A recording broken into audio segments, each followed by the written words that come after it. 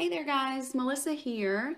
I'm going to do a video on this because there's several steps that I think are important in using essentials to merge and add personalization, and I can get several little tips into one video. I've got everything I think in the screen that I want to show you. You'll need to see some of the buttons up top and the properties window as well as the objects window. So this is the fob that I made last night. I don't know if you can see the problem with it that I notice right off, and that is the pull compensation of the detailing of this font. Check out how I kind of chewed up the vinyl that I used. And I want to show you how to increase pull compensation to get a better result.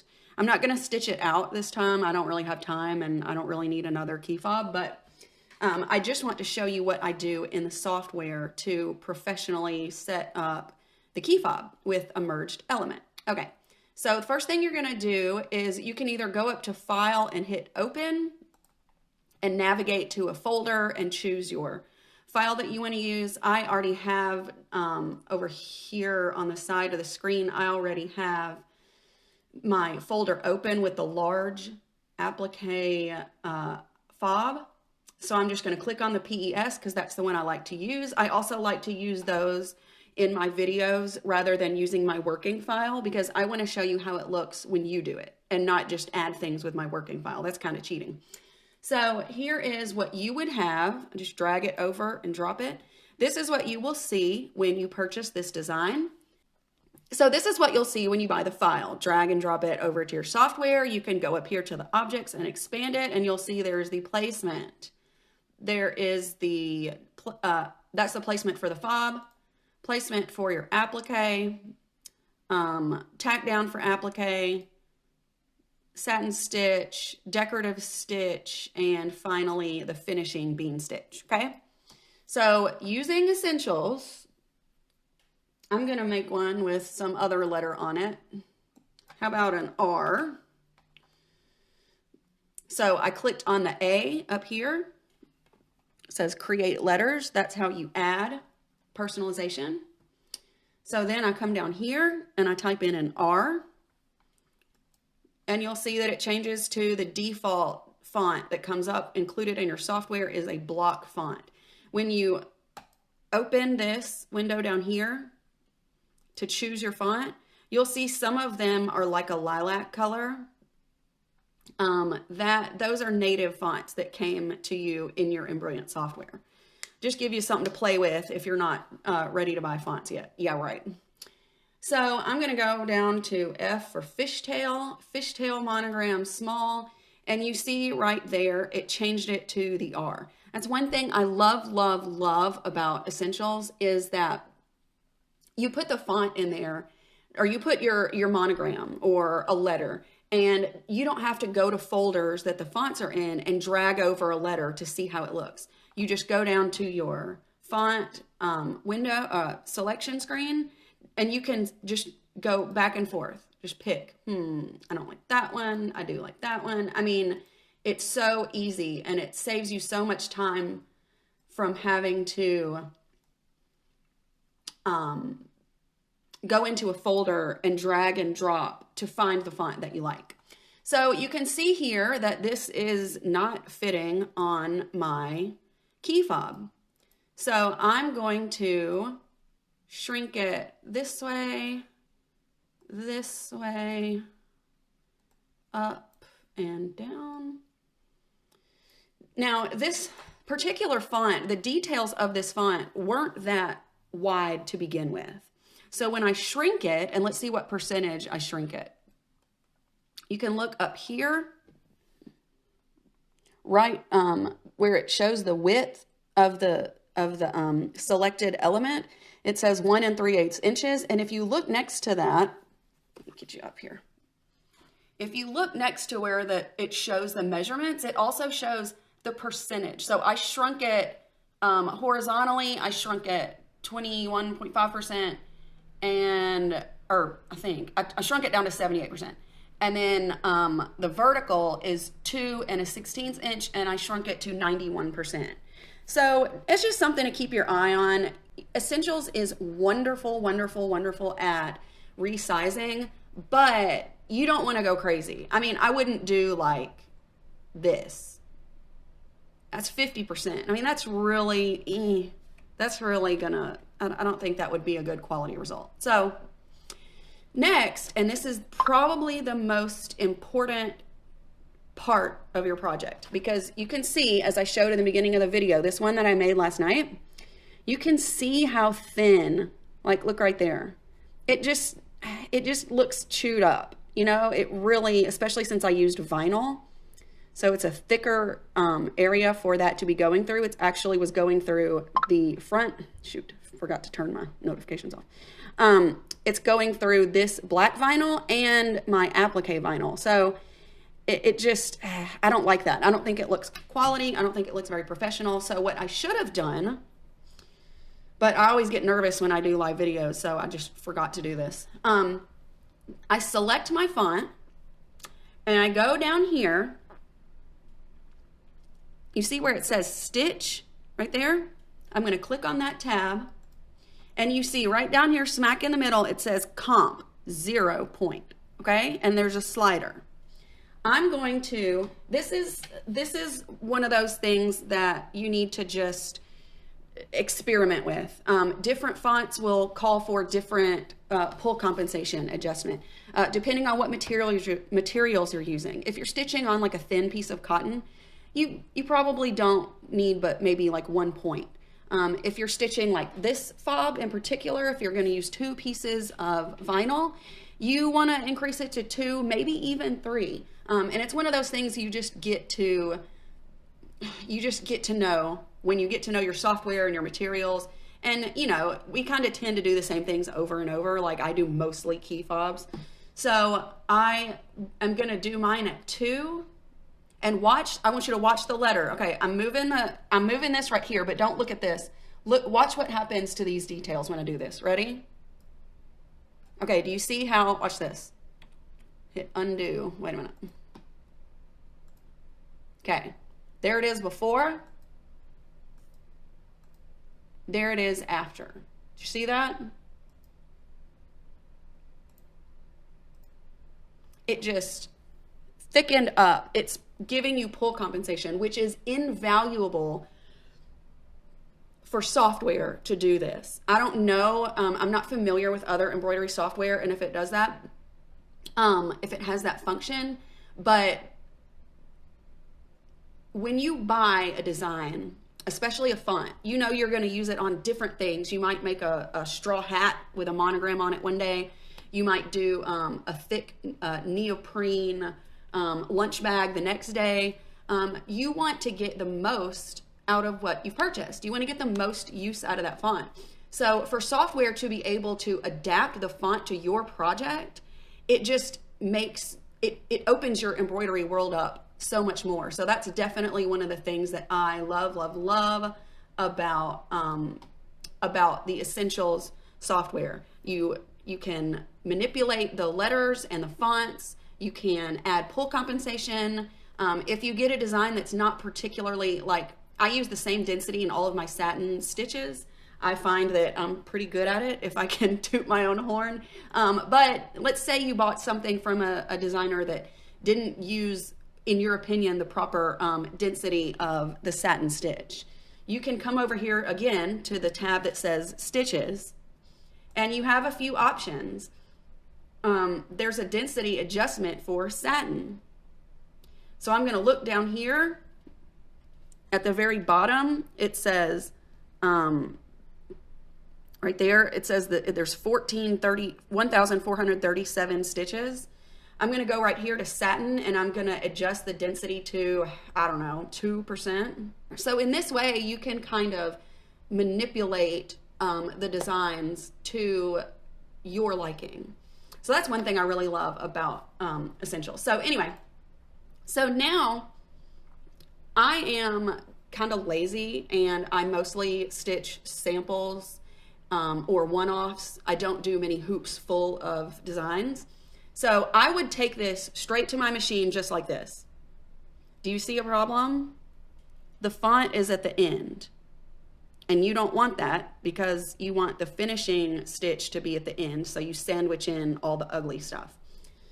So, but when I do a design, honestly, I just save it to my machine just like this. I skip to the end and do the letter when it's time, and then I go back to the finishing stitch. But if you want to do it properly, or if you're doing a hoop full of key fobs and it would be really kind of annoying to keep skipping back and forth, I'll show you what you do. You click on your letter or monogram or whatever, and drag it up right before the finishing stitch. People always ask, where do I put the font? Where do I put it? I don't understand. You always put any personalized element, a monogram, a letter, a name, just a little embellishment or a mini design, whatever you're making, you always put it right before the finishing stitch, okay? You want to do all the elements that you're stitching, like the applique, the name, whatever, and then you always want the finishing stitch last, because that's how we get this nice, clean back, okay? So I did all this stuff on the front, and then I did the backing, okay? So that's where you put it, right there. Now, question that comes up all the time with Essentials. Essentials has this really handy feature called Remove Hidden Stitches. Now, when you're doing like an applique, or if you're doing, let's see, have you ever seen the onesies or little baby items that have like a big letter, like a big embellished letter, and then they have the name in front of the letter? So stitches overlap in between those two objects. Well, Essentials, when you save a file like that, what Essentials does is it removes the stitches in the big letter so that when the name goes over it, it doesn't double up on stitches. Does that make sense? It removes what's behind the front element so that it doesn't get too dense or full, and you're not just stitching over satin, like satin over satin, you know? It's really helpful, and it's saving you from the bulk of stitching something over something else. Okay, great, right? Now, in the world of key fobs, where we need placement and we need the finishing stitch, which are often the same, that is not a helpful feature, because if you have that button turned on and you were to save this, it sees this and this as two different designs, and it's going to remove anything from this one that overlaps with this one, which means when you save it to your machine, you're going to see just like random little stitches for the placement. It removes anything that's overlapping. I hope that makes sense. So what we do to stop that, and I haven't done this in a long time, so I hope I do it right. You need to go into, oh snap. Okay, go into Edit, Preferences, and where it says Jumps and Overlaps, this says Remove Overlaps when saving stitch files. Make sure that is unchecked. Okay, that's if you're doing key fobs. Okay, mine is unchecked, right? So I'm going to save this. I'm going to save it as large app key fob R. Save it as PES. I'm saving it to my machine. Normally I wouldn't do that, but I'm just trying to show you something. Then I'm going to open a new window. I'm going to go over here to where I saved it, drag it over, and I'm just going to check and make sure that this is in the right order and everything's fine. Do you see how this is a nice solid line? It's not all broken up. That's because I have Remove Hidden Stitches turned off. And you can't see that in the file that you're working on. You have to save it and drag it over to check your work, okay? I couldn't see it in the one I had before, because in this one, it's still broken up into different objects, okay? See how it has different objects? When you go over to the one that I saved, It is all one design, all one object. So this is how it is going to stitch out on my machine, period. Okay. Now, let me see, just for the heck of it, if I can turn the hidden stitches feature on and show you what it looks like. Let's do apply. I don't know if this is going to work. I haven't used a feature in so long because I don't do any like anything that would need that feature, so I don't even do it. So now I'm going to see if that messed it up like I'm trying to explain. Ah, it did. Okay, perfect. So I had my remove hidden stitches. Well, that's what we call it, but it's not called that in your software. I don't know why that is, but it's not called remove hidden stitches. It's called remove, what is it called? It's called remove overlaps when saving stitch files, but we call it remove hidden stitches. I don't know why, it's just jargon. So you see that I had that feature turned on. I saved my design, and then I went into the folder and I brought that design over, and you can see, look at my placement stitch. It's that. That's it. It removed everything from my placement stitch that was covered by another element of the design. So when you move it over to your machine, you're going to be like, what the heck? What happened to my placement stitch? It's because you have remove hidden stitches turned on. So you need to turn it off. Two important things to remember. Turn it off and then save your file, open a new window, and drag the file over to check your work to make sure. Because you get it over to your machine, or you get it on the flash drive and you get it over to your machine, you got your materials already, and then you open it up and you're like, oh, what the crap is this? You know? So always open a new window and drag it over and check your work, so to make sure you don't see this on your machine. That is a question that gets asked, I bet, weekly in the Brilliant Embrilliance embroidery group, is how come this file has a placement stitch of 4 stitches, you know? And even then, it also cut out other stuff too, like, you know, an applique is just the same steps over and over, so it removed that. Oh, it didn't actually. Huh, weird. Well, anyway. But anyway, that is what that feature does. So make sure when you're saving something that you've merged like that, like I said, I just take it over to my machine the lazy way. Like, I just keep the font last and I skip as needed. But if you don't like to do that, or you don't trust yourself to stop in time and do the next step, then you definitely want to make sure that your remove the hidden stitches button is turned off, and save that file and bring it back into an empty window to check your work before you get it to your machine and get frustrated. Okay, I'm going to go on to something else that I think is relevant if you got a few minutes and you want to keep watching. Another thing I like to do using essentials is, if you look at this design, for example, this one, once I increased the pull compensation, it made some of the elements kind of butt up next to each other. And I'm not a big fan of that. And I'm not trying to be picky, but I can't help it. I am. And I don't want to have just a sliver of it's going to look weird with a tiny sliver of fabric in between those elements. So I'm going to show you how to break up. Like right now, this is all one step, all this gray. And I'm going to show you how to break it up and move the elements around to where you think they're more aesthetically pleasing. You can also remove something. Like, for example, I'm not that crazy about this little, whatever that looks like, a wishbone right there. I'm going to take that out, or maybe I'll just move it. I don't know. Let me show you how.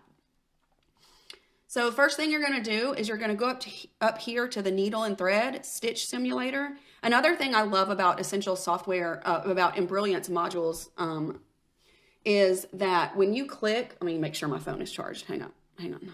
Yeah, I'm good. When you hover your mouse over any button, it tells you what it's going to do. I know that sounds self-explanatory, but I've heard from some people that like other software just has buttons and you just click it and try to figure out what it's doing. But Embrilliance modules all show you. This one says create, that's the digitizing button. This one says stitch simulator, that lets you run it to see what it's going to stitch like. This one's the ruler, so you can measure elements of your design. So I'm going to go to the stitch simulator, Click it. Then I'm going to take my little slider button up here. You get a little slider. It shows you each step, how long it's going to take. So I'm going to go all the way to the gray portion. That's what I'm going to change. And I'm going to run it through. Here's what I want to do. I want to move this element, this flowery looking thing, and the dot inside of it. So I'm going to go right to where that element starts. Okay. Use your forward and backward arrows to go one at a time. I'm going to carefully, okay. Then it's about to start that element, okay? I'm going to go back one stitch. So now it's still in that little flower. I'm going to hit the stop button right here. And I'm going to just scroll down and assign a random color. It doesn't matter. So now all you did was create two different steps. You didn't change the design at all. All you did was tell your machine, stop here and I'll change the color. And this is a new step. You can see it right here. Right there is that little detail. And then it goes on to this brown, okay? But I still need to isolate this one little flower and the dot. So again, Stitch Simulator, take your slider. I'm gonna go all the way over to the brown. Now I'm going to go through this little flower, okay? And the dot. Da, da, da, da, da, da, da. Now, right before I get to the next element, I'm going to stop, literally hit the stop button, and I'm gonna select another random color. It does not matter what it is. Okay, now I have three different steps, okay? I've got the gray step, then it's gonna do the little brown step, then it's gonna do the hunter green step. So I want this element moved because I don't like it right close to that one. So I'm gonna go over here to my objects and select it. And guess what I'm gonna do? Move it. That's it. Perfect. I think that's going to be a lot more pleasing than having it jut right up against that. And while I'm at it, I'm going to move the gray one too, because he's too close too. Okay. While I'm at it, I'm going to remove this ugly thing right here. I don't like this. This thing, I don't like it. So I'm going to go back up to my Stitch Simulator again. Da, da, da, da, da, da, da, da. Okay. So this one is going to be a little more complicated. Oh, you know what? It's like attached to that. Oh, that's not going to work. Oh, poo. All right, that's not going to work because it's really attached. It's like Siamese twins, I guess. It's attached to that in a way that I think I would mess it up if I tried to remove that. So I won't do that. Now, if you did want to remove an element, a small element, let's say I don't like that dot right there. Let's say I want to take that dot out. I just don't like it. I don't want it there. I would use my Stitch Simulator, go all the way to the dot right where it begins, hit stop, change the color, doesn't matter what, Stitch Simulator again. This time go through the dot, hit stop, random color. Now your dot is isolated. Go over here to your objects, find that dot, and guess what? Hit delete. There you go. Now you're saying, but Melissa, now you have like 10 different steps for this one, for these flourishes. Well, you know what? That's easy to fix. Select all of the objects using your control key on Windows. Okay, I selected all those objects. I'm going to go over here to color, because remember that a different color tells your machine to stop between steps. That's all it is. So if you want it to stitch all in one step after you're done with your editing and getting it how you like it, guess what you do? Make them all the same color. So you hit color, pick a random color. Bingo. Perfect. See? So easy. Just get familiar with your stitch simulator and the stop button, color changes, editing, merging. When you buy a font or a design, you can use Essentials to really make it your own. You know, you won't ever have the same thing as everybody else because you did it to your taste. I hope you could see everything that we did, and I hope this helps you get the most out of your software. If you didn't know, I am an affiliate for Embrilliance, which means that if you use my affiliate link to purchase any module, doesn't matter which one, I get a little credit for sending you their way, and I am honored and thrilled if you do that. I just want to give you guys tips so you can get the most out of your designs and be creative and have fun.